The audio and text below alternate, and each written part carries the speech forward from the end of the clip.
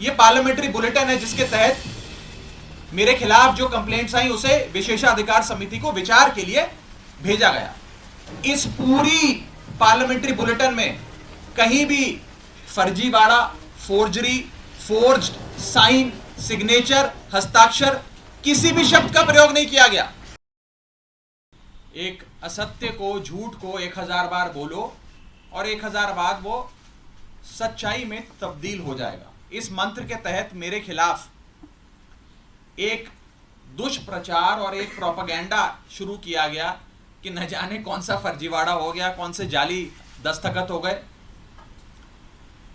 और इसी के चलते मुझे आज आपके सामने आना पड़ा दूध का दूध और पानी का पानी करने के लिए। अमूमन यह देखा जाता है जब भी किसी सदस्य के खिलाफ विशेषाधिकार समिति कोई कार्रवाई शुरू करती है, यानी कि कमिटी ऑफ प्रिविलेजेस कोई प्रोसीडिंग शुरू करती है, तो वो शख्स उस पर कोई सार्वजनिक बयान नहीं देता, कोई पब्लिक स्टेटमेंट नहीं देता है। लेकिन मेरे को मजबूरन आज भारतीय जनता पार्टी के झूठ का पर्दाफाश करने के लिए आपके सामने आना पड़ा, क्योंकि इतना दुष्प्रचार ये लोग कर रहे हैं। लेकिन मैं आज भी अपने बयान में ना कमिटी ऑफ प्रिविलेजेस के बारे में, ना ऑनरेबल चेयर के बारे में कोई भी बयान दूंगा। मैं सिर्फ रूल, पोजीशन और सच्चाई आपके सामने रखूंगा। पहली चीज तो यह है कि यह रूल बुक है जिसके हिसाब से राज्यसभा चलती है। यह रूल बुक, लाल किताब, इस पे लिखा है rules of procedure and conduct of business in the council of states. इस रूल बुक में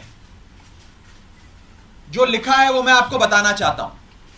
यह रूल बुक कहती है कि किसी भी समिति के, सिलेक्ट कमिटी के गठन के लिए आप नाम प्रस्तावित करते हैं, कोई भी सांसद नाम प्रस्तावित कर सकता है, और जिस मेंबर का नाम प्रपोज किया जाता है, प्रस्तावित किया जाता है, उस मेंबर का ना साइन चाहिए, ना उस मेंबर का सिग्नेचर चाहिए, ना उस मेंबर का रिटन कंसेंट चाहिए।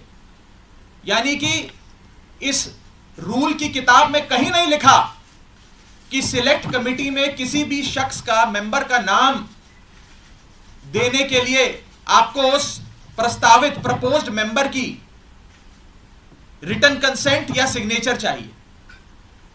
लेकिन एक झूठा प्रचार फैलाया गया कि फर्जीवाड़ा हो गया साइन का। मैं आपको आगे बताना चाहता हूं कि जब भी सिलेक्ट कमिटी के गठन के लिए नाम प्रस्तावित किए जाते हैं तो ना सिग्नेचर लिए जाते हैं, ना सिग्नेचर जमा किए जाते हैं, ना सिग्नेचर की जरूरत होती है।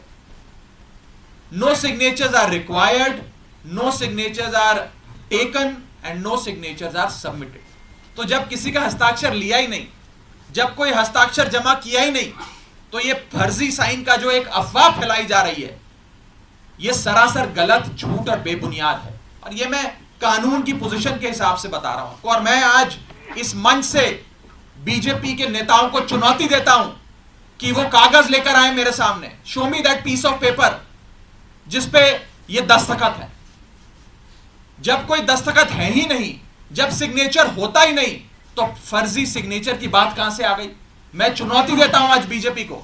आप तो इतनी बड़ी पार्टी है, इतनी शक्तिशाली, इतनी ताकतवर सरकार है आपकी, वो कागज दिखाओ मुझे जहां पर हस्ताक्षर है। चुनौती देता हूं मैं आपको। अगर आप कह रहे हैं मैंने कोई कागज जमा किया है जिसमें गलत तरीके से किसी के साइन किए गए हैं, तो वो कागज लेकर आओ। मैं आपको चुनौती देता हूं आज। साथियों, मैं आपको आगे बताना चाहूंगा कि बीजेपी के अज्ञान का, उनके इग्नोरेंस का तो मेरे पास कोई इलाज नहीं है।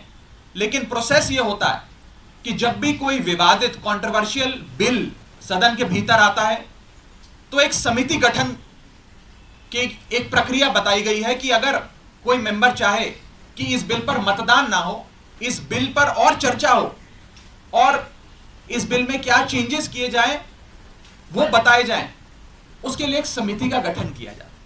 उस समिति में कुछ नाम प्रस्तावित किए जाते हैं और जिस शख्स को उस समिति में नहीं रहना, वो अपना नाम विड्रॉ कर लेता है।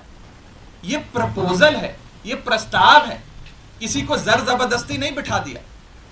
मैं आपको एक बहुत सरल एग्जाम्पल के माध्यम से ये समझाना चाहूंगा और आप सब वो मेरी बात समझ जाएं। मान लीजिए कि मेरा जन्मदिन है मैं अपनी जन्मदिन की दावत देता हूं, एक बर्थडे पार्टी आयोजित करता हूं। अपनी बर्थडे पार्टी में मैं 10 लोगों को न्योता देता हूं आने के लिए। 10 में से 8 लोग मेरा न्योता स्वीकार लेते हैं, आ जाते हैं। 2 लोग मेरा न्योता नहीं स्वीकारते, उल्टा मुझे कहते हैं तुम्हारी हिम्मत कैसे हुई हमें न्योता देने की, तुम्हारी हिम्मत कैसे हो गई, मजाल कैसे होगी कि तुमने हमें अपने जन्मदिन का न्योता दे दिया। ये वही बात है, मैंने तो समिति में शामिल करने के लिए न्योता दिया, कोई हस्ताक्षर थोड़ी दिया। लेकिन वो 2 लोग मुझसे खफा हो गए। मैं आपको दूसरे तरीके से समझाने का प्रयास करता हूं। आज इस प्रेस कॉन्फ्रेंस में इतने सारे पत्रकार आए हैं, मैंने अपनी पार्टी को 10 पत्रकारों का नाम प्रस्तावित किया कि इन 10 पत्रकारों को आप आज की प्रेस कॉन्फ्रेंस में बुला लीजिएगा, मैं मीडिया से संवाद करना चाहता हूं। 10 में से 8 पत्रकार आ गए, 2 पत्रकार नहीं आए, और जो 2 पत्रकार नहीं आए वो कहते हैं इनकी हिम्मत कैसे हुई हमें न्योता देने का प्रेस कॉन्फ्रेंस का। 2 पत्रकार नाराज हो गए। ये साफ तौर पे इस समस्या का एक सरल सा एग्जाम्पल है। मैं ये बात रखना चाहता हूं कि जो मेरे खिलाफ कंप्लेंट्स दर्ज हुई, जिस मामले को कमिटी ऑफ प्रिविलेजेस को रेफर करा गया, उसका ये पार्लियामेंट्री बुलेटिन है, सरकारी डॉक्यूमेंट है। मैं आज बहुत सबूत लाया हूं दिखाने के लिए आप सबको, ताकि दूध का दूध और पानी का पानी हो जाए। ये पार्लियामेंट्री बुलेटिन है जिसके तहत मेरे खिलाफ जो कंप्लेंट्स आई उसे विशेषाधिकार समिति को विचार के लिए भेजा गया। इस पूरी पार्लियामेंट्री बुलेटिन में कहीं भी फर्जीवाड़ा, फोर्जरी, फोर्ज्ड, साइन, सिग्नेचर, हस्ताक्षर, किसी भी शब्द का प्रयोग नहीं किया गया। सिर्फ इतना बोला गया कि इसकी जांच करके बताइए। अगर कोई फोर्जरी होती, कोई फर्जीवाड़ा होता, सिग्नेचर शब्द का प्रयोग तो कम से कम किया गया होता इस पार्लियामेंट्री बुलेटिन में। यह सरकारी दस्तावेज है राज्यसभा सेक्रेटेरिएट का, इसमें भी कहीं जिक्र नहीं किया गया। इसलिए नहीं किया गया क्योंकि जब साइन है ही नहीं तो साइन आएंगे कहां से। लेकिन भारतीय जनता पार्टी के झूठ का मुकाबला करना आसान नहीं है, इसलिए आज आपके सामने आकर यह बात रखनी पड़ी। और जहां तक विशेषाधिकार समिति का प्रोसीडिंग्स का मामला है, प्रिविलेज कमेटी का मामला है, इस देश के कई बड़े नेताओं के खिलाफ कमिटी ऑफ प्रिविलेजेस ने प्रोसीडिंग्स शुरू करी, कार्रवाइयां करी, जिसमें स्वर्गीय अटल बिहारी वाजपेयी जी हैं, जिसमें स्वर्गीय इंदिरा गांधी जी का नाम आता है, मनमोहन सिंह जी का नाम आता है, मोरारजी देसाई जी का नाम आता है, सुषमा स्वराज जी का नाम आता है, अरुण जेटली जी का नाम आता है। उस श्रेणी के अंदर अगर हमें भी शामिल किया गया तो कोई बात नहीं है, मजबूती से अपना जवाब विशेषाधिकार समिति के सामने, कमेटी ऑफ प्रिविलेजेस के सामने देंगे। मैं शहीद आजम भगत सिंह की धरती से आता हूं और पूरी न्याय की लड़ाई लड़ूंगा, और मेरा विश्वास है कि कमेटी ऑफ प्रिविलेजेस अंत में दूध का दूध और पानी का पानी कर न्याय अवश्य करेगी। यह बात थी कि क्या हुआ। अब मैं आपको संक्षेप में यह बताना चाहता हूं, यह हुआ क्यों, यह विवाद कहां से खड़ा हुआ, यह क्यों इतनी अफवाह फैली।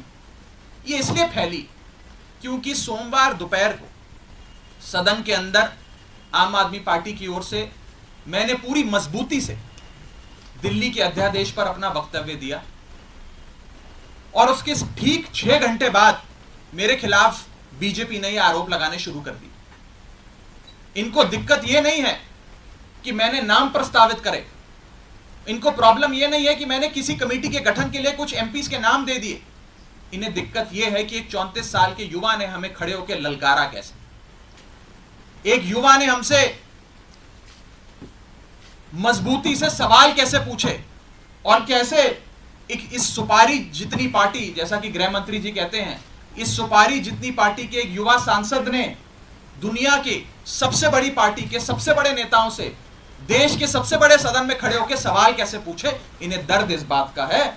हमने अपने वक्तव्य में बीजेपी के पुराने मैनिफेस्टो दिखाकर उनके डबल स्टैंडर्ड्स को एक्सपोज किया, दिल्ली वालों के लिए न्याय मांगा, यहां तक कि लाल कृष्ण आडवाणी जी और स्वर्गीय वाजपेयी जी के लिए न्याय मांगा। यह दर्द शायद बीजेपी को सता रहा है, जिसके चलते आज वो मेरे खिलाफ कंप्लेंट्स कर रहे हैं। ये लोग मेरे पीछे पड़ गए, बीजेपी पूरी तरीके से मेरे पीछे है। मैं आपको बताना चाहूंगा कि इस हफ्ते के ये दूसरा नोटिस कमेटी ऑफ प्रिविलेजेस का मुझे आया है। It is the second time कि मुझे किसी विषय में कमेटी ऑफ प्रिविलेजेस ने नोटिस दिया हो। एक ही हफ्ते में। शायद ही इतिहास में कभी आज से पहले ऐसा हुआ हो। और मैं ये बताना चाहता हूं कि आज के समय हर संभव प्रयास किया जा रहा है कि विपक्ष की आवाज को दबाया जाए। जैसे राहुल गांधी जी की मेंबरशिप छीन ली, हमारे दो सांसद संजय सिंह जी, सुशील कुमार रिंकू जी, दोनों को सस्पेंड कर दिया, लीडर ऑफ ऑपोजिशन का माइक ऑफ किया जाता है। अगर कोई विपक्ष का साथी खड़े होकर अपनी बात रखता है तो सदन के अंदर खड़े मंत्री उन्हें धमकी देते हैं कि तुम्हारे घर इन्फोर्समेंट डायरेक्टरेट आ जाएगी, सीबीआई आ जाएगी, बैठ जाओ चुप करके। इस प्रकार से एक अघोषित आपातकाल लगाने का प्रयास बीजेपी इस देश में कर रही है और उनका यही मकसद होगा शायद कि मेरी आवाज को भी दबाया जाए। लेकिन मैं कहना चाहता हूं कि ये युवा आवाज है, अरविंद केजरीवाल की एक सिपाही की आवाज है, ये आवाज दबने वाली नहीं है। आप कार्रवाइयां मेरे खिलाफ जितनी मर्जी करिए, आरोप जितने मर्जी लगाइए, लेकिन ये आवाज ना दबेगी ना बंद होगी। और अंत में मैं हाथ जोड़कर बस इतनी विनती करना चाहूंगा आप सब मीडिया के साथियों से कि ये जो आप लगातार पिछले 3 दिन से बीजेपी के झांसे में आकर ये चला रहे हैं कि कोई फर्जीवाड़ा हो गया, फोर्ज सिग्नेचर हैं, मेरा आपसे हाथ जोड़कर निवेदन है कि इस प्रकार की झूठी खबरें ना चलाएं। मैं आपसे कहना चाहूंगा कि आप सच दिखाएं। आप लोग इस लोकतंत्र के चौथे स्तंभ हैं, कृपया कर बीजेपी के प्रोपेगेंडा में ना फंसें। एक छोटे सेक्शन ऑफ मीडिया ने जरूर एक प्रोपेगेंडा चलाने का प्रयास किया और मुझे मजबूरन उनके खिलाफ कानूनी कार्रवाई करनी पड़ेगी, क्योंकि ना रिकॉर्ड्स में, ना कंप्लेंट्स में, ना पार्लियामेंट्री बुलेटिन में कहीं भी फोर्जरी शब्द का प्रयोग किया गया है।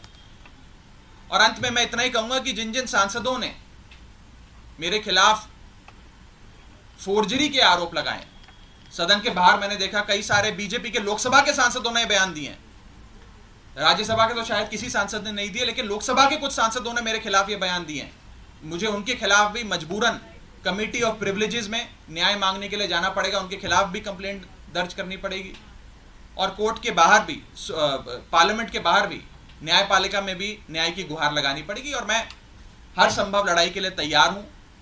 मैं बीजेपी से डरता नहीं और ना डरने वाला हूं। बहुत बहुत शुक्रिया।